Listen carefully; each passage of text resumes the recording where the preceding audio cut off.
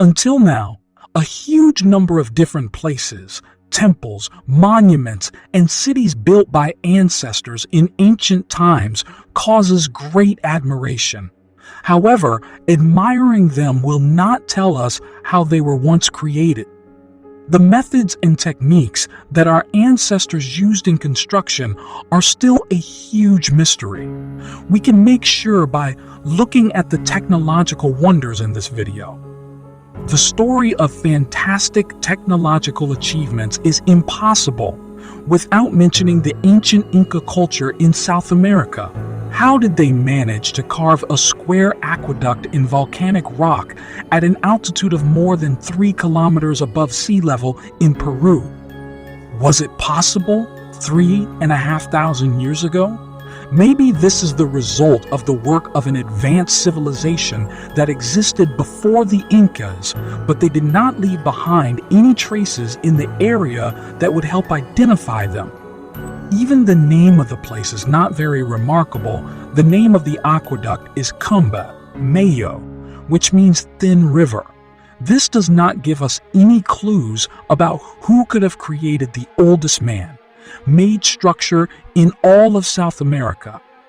A neatly carved aqueduct carries water from the snowmelt area to the bottom of the mountains, to cities and dry valleys. This very skillful work makes us wonder whether the stone monks, which are located at an altitude of 18 meters above the aqueduct, are of natural origin. Azerbaijan has many tales and legends about the history of the Maiden Tower in Baku. It is a pity that none of them seems to have brought us closer to the truth underlying the existence of this building. Baku is the oldest city surrounded by a wall, and the Maiden Tower is the oldest building in it. It is so old that no one can say for sure when it was built or how it was named by the people who built it. The time of the tower's construction remains a mystery to historians to this day. Many believe that it was built in the 12th century, but there is a huge difference between the stones that make up the first 3 floors of the building and those stones that make up the rest of the floors. The age of the 3 lower floors is most likely 2,500 years, and possibly more.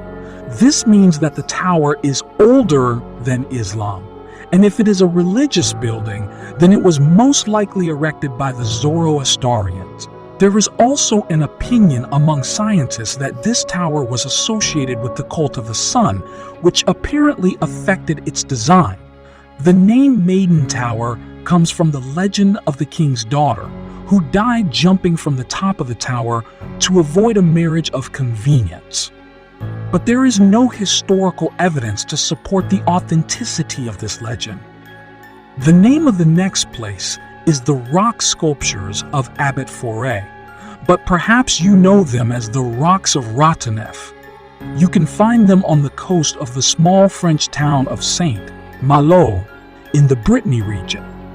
Abbot Foray lived in the 19th century, but at the age of 55 suffered a severe stroke that deprived him of the ability to use one side of his body and left him deaf and dumb. He became a hermit and lived among the rocks of Rotterdam, using only one side of his body to carve bizarre shapes on the rocks. It is believed that he also created an underground gallery of wooden figures, but it was almost completely destroyed by fire in 1944. There are more than 300 unique stone figures on this site, many of which, according to rumors, were inspired by folklore stories about the pirate clan Rotterdam, after which the area was named. The members of the clan were fishermen and smugglers, possessed superhuman vision that allowed them to see the sea for miles. Fairy tales are bizarre, but the sculptures look fantastic, especially when you consider that they were created by a one-armed man. Let's move on to something really awesome in terms of both complexity and size.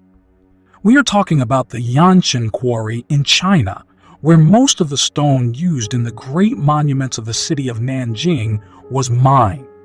Not all the quarry stones have been moved. Some of them, like the unfinished stela, are still there.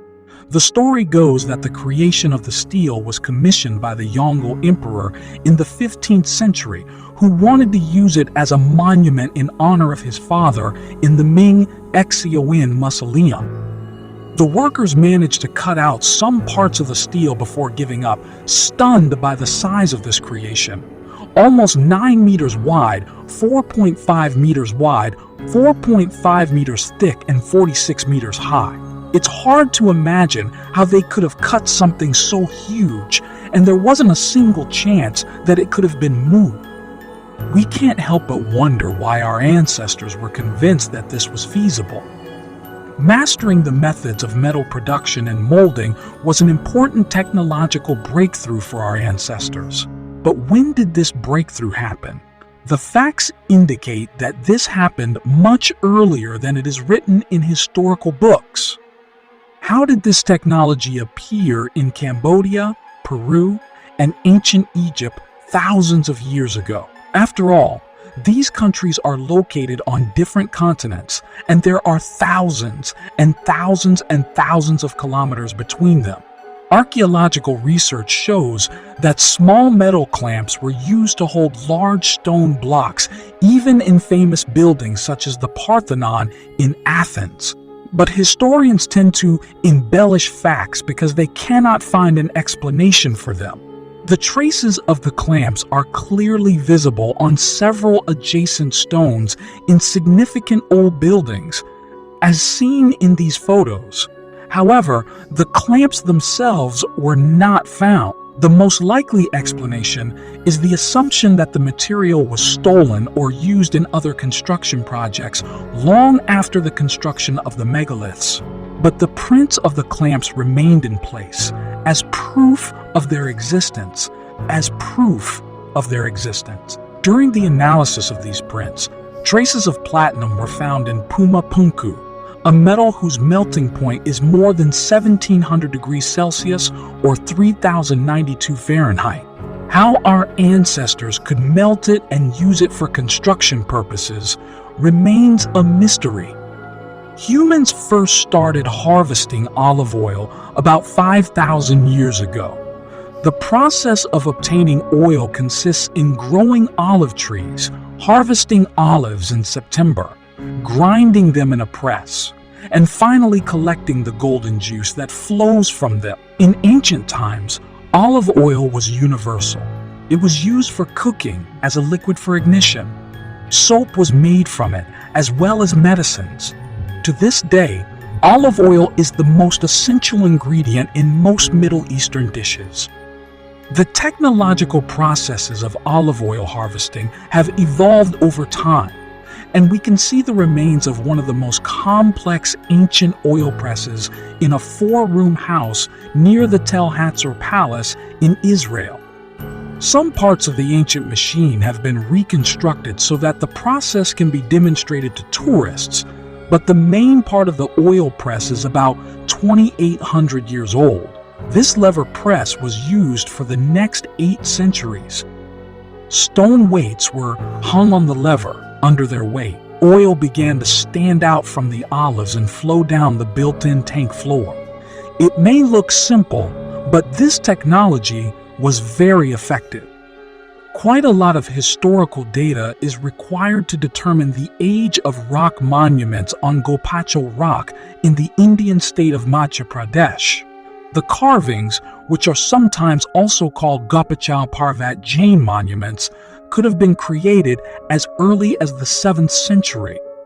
According to another version, they could have been carved quite recently in the 15th century. The fact that scientists cannot determine the exact time period shows how little we know about these amazing artifacts that adorn the walls of Fort Gwalior. Experts say that most of the figures depict a turtle and represent the traditional sitting posture of Padmasana. All sculptures are nude, which is the norm for Jain iconography. Rock carvings exist in other places of India, but none of them has as many monumental statues as in the area of Gopacho Rock. It seems that the Jains tried to turn the whole rock into one huge shrine. The story goes that the Mongol Emperor Babar ordered the statues to be mutilated in 1527, but the religious community eventually restored them by adding new molded heads to the figures. Our next ancient riddle is also known by several names. Most people call it the Tomb of Absalom, but sometimes it is also called the Pillar of Absalom. Whatever it is called, it is located in the Jerusalem-Kidron Valley. Mystery surrounds the origin of this monumental rock-cut tomb, which is notable for its conical roof. The association with Absalom, the son of King David, comes from an ancient tradition. Modern archaeologists and scientists claim that such a connection is impossible. It is believed that Absalom lived about 3,000 years ago. While the tomb corresponds to the archaeological and architectural features approximately to the 1st century BC, which is hundreds of years later after Absalom's death. In addition, only the lower half of the monument is a tomb. The upper half is a nefesh, a kind of funerary monument. Presumably, it is dedicated to the people buried in the neighboring caves, as well as those who were buried in the lower half of the monument. In fact, there are 3 burials in the burial chamber, but we do not know who exactly was buried in any of them. The Pillar of Absalom was clearly built for very important people, but we may never know who they were. In this video, we've already talked about France, and now we are going back there to show you an incredible underground church. It is much more difficult to build a church underground than above ground, for obvious reason. But perhaps the ancient builders considered working on such a project as the highest manifestation of their faith. Whatever the reasons, their work led to the creation of the underground Church of St. John, which is located in the French village of Aubert-sur. It is the largest underground church in all of Europe. Scientists and archaeologists note that the entire church was hand-carved into a solid rock slope in the 12th century. The church is made in a slightly rustic style, which is understandable given the methods used to create it. However, despite this, its scale is impressive. In the main hall of the church, there are 2 huge columns supporting a ceiling about 18 meters high, and a hand-carved staircase at the back allows visitors to climb up to see the attraction from a bird's-eye view. Experts believe that the church was originally built as a semi-secret shelter for important religious artifacts. The Roman reliquary in the largest side room is said to be a legacy of the First Crusade, and 80 sarcophagi in another side room, according to historians, contain the remains of saints and martyrs. It is a pity that both statements cannot be proved. There is no correct answer to the question, what color is the Lycurgus cup? It can be one of 2 colors, depending on what angle you are looking at it from and how well it is illuminated at the moment when you are looking at it. This 1600-year-old artifact has intrigued everyone who has seen it for many centuries. The cup was made using dichroic glass, which can reflect light particles in different weight particles in different ways. If the light falls on the back of the glass, the surface of the cup will appear green. But if the light is directed directly in front of him, the color will turn red. Almost certainly, the person who made this glass understood the principles of the material used by him, even if he did not know why he behaves that way. Archaeologists have never found anything like this, which is perhaps unsurprising given how fragile the glass goblets are. Therefore, we cannot exclude the possibility that only one ancient Roman artisan appreciated the potential of this glass and understood how to make beautiful objects out of it. But together with the artisans, the secrets of making such cups have gone to the grave. Viewed from above, this incredible invention in Guinea, near Iran, looks like nothing more than a series of wrinkled holes in the ground.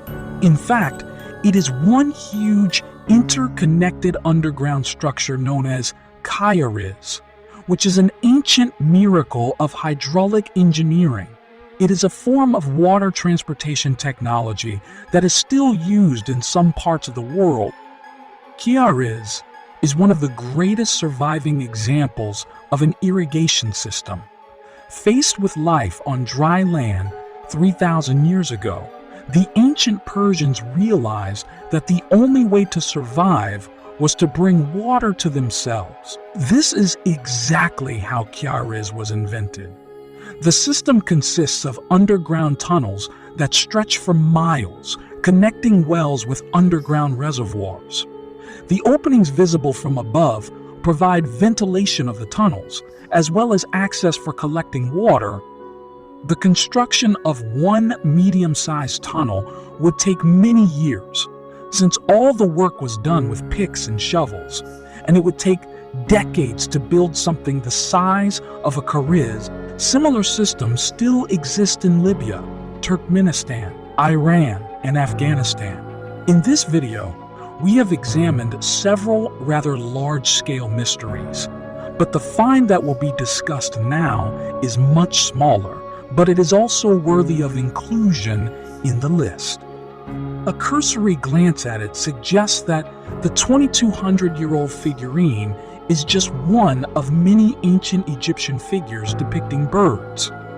However, upon closer examination, it can be seen that in addition to the eyes and beak, it has much more in common with a modern airplane than with a bird that we have ever seen. The wings are thin, straight, conical. They are devoid of feathers. The tail is square. If the figure looked like an airplane, we could write it all off as a coincidence. But the sculpture is also perfect from an aerodynamic point of view. In the 1970s, a research team made a perfectly enlarged version of the figure and demonstrated that it was capable of flying and gliding. Is this an inappropriate artifact, or was there a master somewhere in Egypt who made a flying toy for his child, unaware that he had invented an experimental model of an airplane 2,000 years ahead of time? And that's it for me. If you liked this video, don't forget to rate it, subscribe to the channel, and click on the bell. For me, your activity is the best reward. Thanks for your attention. See you soon. Bye.